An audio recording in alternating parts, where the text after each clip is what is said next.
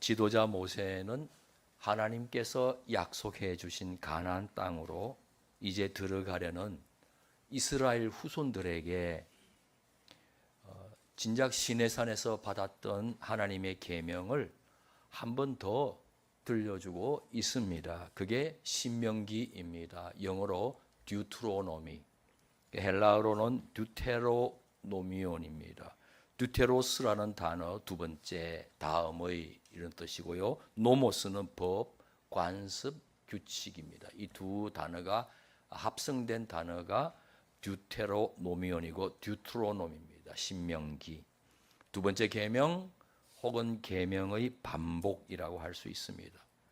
그러니까 이스라엘이 가나안 땅에 들어가서 정착한 후에도 하나님 계명 지키기를 한 번 더 모세가 신신당부하고 있는 셈입니다.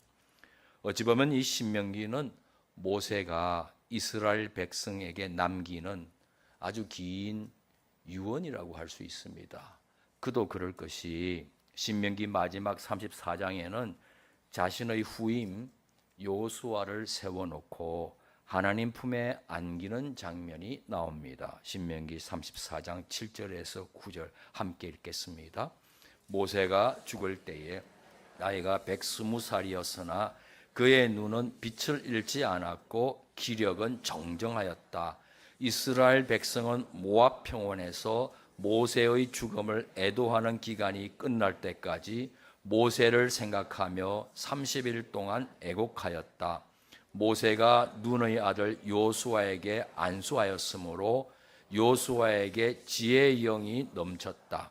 이스라엘 자손은 주님께서 모세에게 명하신 대로 요수아의 말을 잘 듣고 그를 따랐다. 지난 주일 하나님께서는 제2대 담임 목사님을 세워 주셨습니다. 이제 저는 제 후임과 여러분을 하나님께 맡기면서 평안하게 떠날 수 있게 되었습니다. 얼마나 감사한지 모릅니다. 사실 공동의회 투표에서 어쩌면 3분의 2 이상 받는 후보가 나오지 못할 수 있다 생각한 적이 있습니다. 청빙위원회가 추천한 세 분 중에서 어떤 분이 담임 목사가 되든지 혹은 이번에는 아무도 되지 않든지 간에 모두가 다 주님의 뜻이라 믿고 승복하겠다는 마음의 준비를 해드렸습니다. 그런데 하나님께서 그동안의 모든 것들, 정말 모든 것들을 합력해서 우리 교회 제2대 담임 목사님을 세워 주신 겁니다.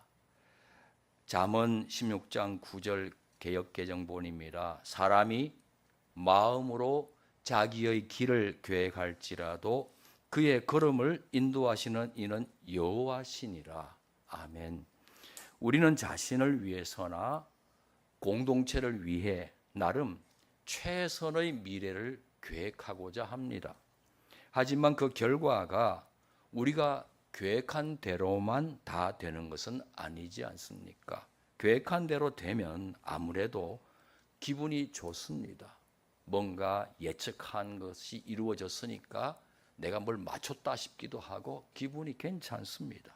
하지만 그렇지 않을 때는 당황스럽고 허탈해지기도 합니다. 그리고 내가 아닌 다른 사람의 뜻이 이루어진 걸로 인해서 마음이 좀 좋지 못합니다. 심한 경우 충격받고 패닉 상태에 빠질 수도 있죠. 그래도 주권자 하나님을 믿는 우리 하나님의 사람들은 이 모든 것들 가운데 하나님께서 역사하고 계시다는 사실을 믿습니다. 사랑하는 성도 여러분, 주님께서는 우리 개인뿐만 아니라 우리 교회의 발걸음을 여기까지 인도하셨습니다. 그리고 지금도 인도하고 계십니다. 앞으로도 인도해 주실 겁니다. 특히 오늘 감사주일 우리를 인도해 주시는 하나님께 감사를 드리십시다. 역사학자 E.H. 카, 에드워드 H. 카의 유명한 명언입니다. 역사란 무엇인가라는 저서가 있죠. 역사란 현재와 과거 사이의 끊임없는 대화라고 했습니다. 현재는 과거에 대해 우리가 어떻게 기억하고 어떻게 해석하고 있는지에 대한 결실이라는 말입니다. 과거에 대한 기억과 해석은 현재 우리 삶에 깊은 영향을 줄 수 있다, 그런 뜻입니다. 무엇을 기억해내고 어떻게 해석하는가에 따라 오늘 내 삶은 하늘과 땅 차이를 보여줍니다. 불평과 원망으로 점철된 어두운 기억은 오늘의 그림을 어둡게 그리게 합니다. 그러나 감사와 기쁨의 밝은 기억은 오늘 역시 밝은 그림이 되게 합니다.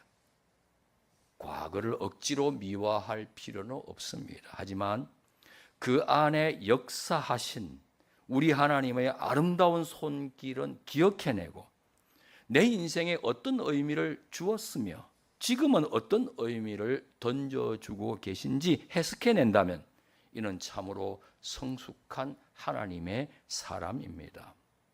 모세 연설을 보십시오. 먼저 광야 생활을 기억할 것을 촉구합니다. 2절 상반절. 당신들이 광야를 지나온 40년 동안 주 당신들의 하나님이 당신들을 어떻게 인도하셨는지를 기억하십시오. 우리도 우리의 과거를 하나님께서 어떻게 인도하셨는지 기억해야 합니다. 우리 교회를 여기까지 어떻게 인도해 오셨는지 잊어서는 안 되죠. 하나님의 약속 받았지만 이스라엘은 광야에서 정착하지도 못한 채 계속 떠돌아다녔습니다. 약속된 그 미래를 향해 나아가는 과정이 정말 불투명했어요. 길이 보이질 않는 거예요. 약속은 분명한데 가는 과정이 너무 어려운 거예요. 토착 이방민족 앞에서 자신들은 여전히 초라해 보였습니다. 낮아진 거죠. 제대로 먹지 못했습니다. 끼니 걱정해야 했습니다. 식수 구하기 힘들었습니다. 생명 위협받았습니다. 40년 광야 생활을 그렇게 지나온 이스라엘 후손들 가운데는 지금 배고프고 목마르며 불편했던 기억밖에 없다고 하는 사람들 있을 수 있어요. 하지만 하나님께서 베풀어 주신 그 가운데서도 베풀어 주신 기적 같은 역사들을 기억하고 감사할 줄 아는 후손들도 있었을 겁니다. 모세는 하나님께서 인도해 주신 그 광야 생활을 이스라엘 후손들이 제대로 기억하도록 그 광야 생활의 목적이 무엇인지부터 들려줘요. 2절 하반절. 그렇게 오랫동안 당신들을 광야에 머물게 하신 것은 당신들을 단련시키고 시험하셔서 당신들이 하나님의 계명을 지키는지 안 지키는지 당신들의 마음속을 알아보려는 것이었습니다. 공연히 그냥 고생만 시킨 것이 아니에요. 뜻이 있는 거예요. 한마디로 단련시키기 위한 뜻이 있는 거예요. 시험하신다는 말도 나와요. 여기서 나오는 시험은 히브리어로 나사예요. 나사. 이 들어올리다, 짊어지다, 심지어 용서하다, 제거하다, 옮기다, 그리고 시험하다. 다양한 의미를 갖고 있는 단어예요. 여기서는 시험하다로 쓰여졌어요. 나사. 그런데 이거는 문맥상 넘어뜨리기 위해서, 이스라엘을 넘어뜨리기 위해서 유혹하는 영어로 템테이션이 아니에요. 그건 마귀가 하는 거죠. 템테이션은. 하나님께서는 이스라엘을 검증하기 위해, 도대체 마음 상태가 어떤지 검증하기 위해 테스트를 하시는 거예요. examination이야. 테스트하는 거예요. 그러니까 하나님께서는 수험생 이스라엘로 하여금 광야라고 하는 시험장에 들어가게 하신 다음에 시험지 여러 문제들을 풀게 하셨던 거예요. 40년 동안. 갈수록 문제가 어려워질 수 있어요. 고난이도로 갈 수 있어요. 그러면서 자신들의 소위 수학 능력을 파악하도록, 자각하도록 해주신 거라 이 말입니다. 그렇습니다. 평시에는요, 사람들을 우리가 잘 몰라요. 평시에는 잘 몰라요. 다 괜찮은 것 같아요. 우리 자신도 우리를 잘 모르잖아요. 그런데 위기가 오면은 감춰 있던 우리의 실상이 나타나요. 내 자신도 깜짝 놀라요. 내가 이럴 줄 몰랐다 싶은 민낯이 그대로 드러나곤 해요. 저는 기도를 열심히 하는 선교사 후봉생이었고 실제로 선교지 가서도 열심히 기도했어요. 기도하지 않는다는, 못하겠다는 성도님들 보면 이해가 안 됐었어요. 그런데 선교지에서 쫓겨났어요. 기도 열심히 했는데 비자가 연장이 안 돼서 쫓겨났어요. 그때부터 하나님께 삐졌다 하는 거죠. 어차피 하나님 뜻이 이루어질 것 같으면 공연히 내가 기도할 게 뭐 있습니까? 알아서 하시고 저도 알아서 하겠습니다. 그랬어요. 3년을 기도를 제대로 못했어요. 그 이후로 기도하지 못하는 분들을 이해하게 됐어요. 아, 나도 그렇구나. 내 실상이 그런 거구나. 기도도 은혜구나. 기도할 수 있는 것도 하나님께서 기도에 마음을 주셔야 기도할 수 있는 거구나 깨달았어요. 실상을 알게 되는 거예요. 위기를 만나니까. 하나님께서 위기 만나 우리에게도 질문하시곤 해요. 너는 무엇 때문에 예수님 믿고 있는 거냐? 무엇을 위해 높은 덕 광성교회에서 봉사하고 있는 거냐? 사람들로부터 인정받고 싶은 욕구를 채우기 위해서냐? 교회 직분을 향한 명예욕 때문이냐? 너 자신의 의의를 드러내고 너의 자아를 실현하고 싶은 욕구 때문이냐? 만일 너에게 돌아가는 보상이 1도 없어도 나를 사랑하기 때문에 헌신하고 있는 거냐? 너 나 사랑하냐? 위기와 함께 그런 질문을 던져오실 때 우리의 실상도 덜 추워지곤 해요. 곧이어 모세는 사람의 본분을 일깨워 줍니다. 3절 하반절 개역개정.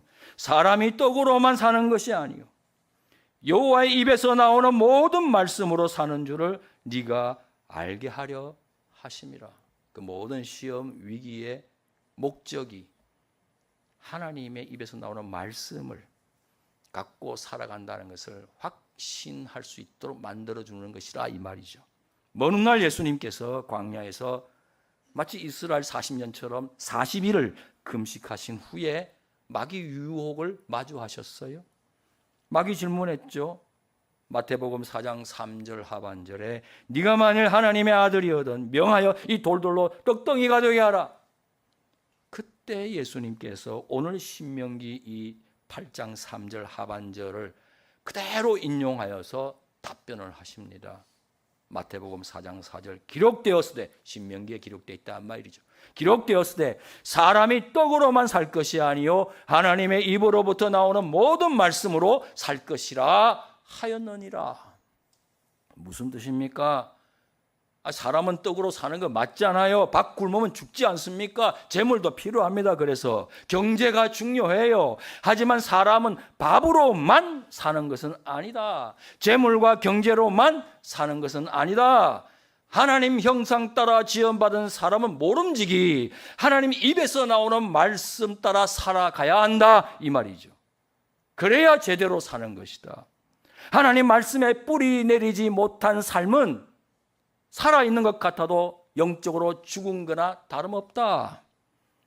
밥 먹는 거나 재물과 경제에 집착하면 탐심에 빠져들어갈 것이고 그게 바로 내가 제일 미워하는 우상숭배다.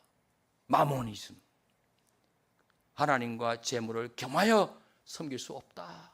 주님이 말씀하셨잖아요. 그러고 보니까요. 궁핍했던 광야의 이스라엘은 하나님께 야단맞기도 했어요. 불평불만하다가. 하지만 답이 없으니까 하나님을 찾았어요. 애걸복걸했죠. 살려달라고. 그래서 하나님을 만나기도 했어요. 하지만 풍요로운 가나안 땅에 안착한 이후 이스라엘 어떻게 되었습니까?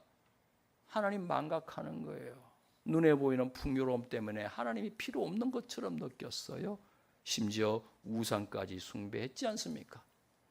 궁핍할 때 하나님 기억했지만 풍요로워지자 오히려 하나님 망각한 거예요. 확실히 이 성공 속에 패망의 인자가 있는 모양이에요. 그래서 손줄로 생각하면 넘어질까 조심하라 말씀하셨죠. 가나안 땅 입성 직전에 이 모세가 신명기로 한 번 더 신신당부하는 이유가 여기 있는 거예요. 가나안 땅 들어가면 풍요로워지니까 그럼 하나님 망각하게 될 거니까, 계명도 잊어버릴 거니까 제발 그러하지 말라고 말하는 거죠. 사랑하는 성도 여러분, 오늘 모세의 연설은 하나님으로부터 받았던 은혜부터 짚어주고 있어요. 여러분, 이스라엘도 완전히 바닥칠 정도로 낮아지고 곧 굶어 죽을 순간이 있었지 않습니까? 그러나 그 궁핍함 속에서 듣지도 보지도 못한 신기한 양식으로 하나님께서 위로부터 먹여주셨죠. 그리하여 4절, 지난 40년 동안 당신들의 몸에 걸친 옷이 헤어진 일이 없고 발이 부르튼 일도 없었습니다 라는 고백이 가능한 거예요. 아이, 그럼 어떤 분 질문해요. 40년 동안 헤어지지 않는 옷이 과연 있겠어요? 과학적으로. 이거는 그런 옷이면 나도 한 벌 가지면 평생 옷도 살 거 없고 좋겠다. 긴 시간을 행군했는데 몇 킬로만 걸어도 발에 물집이 잡히는데 발이 부르트지 않았다. 이게 말이 안 되는 거 아닙니까? 이게 과학적이지 않습니다 라고 굳이 또 질문하는 분도 있을 수 있어요. 근데 이건 다윗의 시편 23편하고 비슷해요. 사울왕 추격을 받으면서 죽을 고비를 얼마나 많이 넘겼습니까? 문자 그대로 사망의 음침한 골짜기 같은 삶의 연속이에요. 1년, 2년이 아니에요. 계속 쫓겨다녔잖아요. 언제 죽을지 몰라요. 그런데 23편을 기록하면서 제일 먼저 어떻게 시작합니까? 1절, 여호와는 나의 목자시니 내게 부족함이 없으리로다. 다윗에게 부족함 없었겠어요? 그런데 다 통과하고 보니까 목자 되신 하나님께서 그동안 부족함을 못 느낄 정도로 다 보살펴 주셨다라고 신앙 고백을 하는 거예요. 우리도 그렇지 않습니까? 핍절한 순간에 꼭 필요했던 은혜를 경험해 본 사람들은요, 지나온 과거가 감사한 거예요. 그런 말 있잖아요. 밥 먹지 않아도 배부르다. 밥 먹지 않으면 배고프죠. 그런데 배부른 것 같다 이 말이에요. 만족한다 이 말이에요. 자족한다 이 말이에요.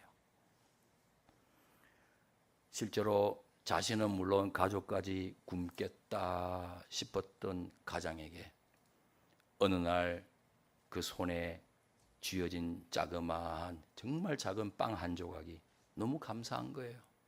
이거 없으면 다 죽는데, 굶어 죽는데, 큰일 났는데, 만삭된 아내도 태아는 어찌 되고 뭐 이런데 빵 한 조각이 손에 들려지는 거예요. 눈물이 핑그르르 돌고 뚝뚝뚝뚝 떨어지죠. 자신의 눈물로 그 빵을 적시는 거예요. 이거는 당해본 사람만 공유될 수 있는 감정이에요. 눈물 젖은 빵 먹어보지 못한 사람은 인생을 논하지 말라, 그런 말도 있잖아요. 그 이후로는 지금까지 지내온 것 주님의 크신 은혜입니다. 나의 나 된 것은 하나님의 은혜입니다라고 감사 고백을 할 수 있는 거예요. 늘 평탄하기만 한 사람은 당연하게 생각하는 거예요. 은혜를 당연하게 생각하는 거예요. 그런데 정말 바닥을 쳐보고 굶을 수도 있고 죽을 수도 있고 앞이 하나도 보이지 않고 나 혼자면 어떻게 감당하겠는데 가족까지 생각해야 되는 가장의 어깨는 얼마나 무거운 짐이 누르는지 모릅니다. 그런데 어느 날 뜻밖의 희망이 만나가지 위에서 뚝 떨어지는 놀라운 은혜가 내 손에 쥐어질 때 눈물이 쭉 흐르는 거예요. 하나님 감사합니다. 하나님이 나를 잊지 않으셨군요. 고백을 하게 된다 이 말입니다. 이 고백이에요. 모세는 지난 광야 생활 동안 이스라엘이 하나님으로부터 이 같은 놀라운 은혜를 받았으니 하나님께 헌신하는 게 마땅하다고 도전해요. 오늘 본문 처음과 끝에 약속까지 내걸고 당부합니다. 1절, 당신들은 오늘 내가 당신들에게 명하는 모든 명령을 잘 지키십시오. 하나님의 계명에 순종하라 이 말입니다. 그러면 당신들이 살아서 번성할 것이며 주님께서 당신들 조상에게 약속하신 땅에 들어가서 그 땅을 차지할 것입니다. 뿐만 아니라 10절, 주 당신들의 하나님이 당신들에게 주신 옥토에서 당신들은 배불리 먹고 주님을 찬양할 것입니다. 땅을 차지하고 번성하는 것, 배불리 먹고 하나님께 감사 찬양하게 되는 삶을 약속해 주면서 하나님의 계명 준수할 것을 도전한 거예요. 저는 얼마 있지 않아 교회를 떠납니다.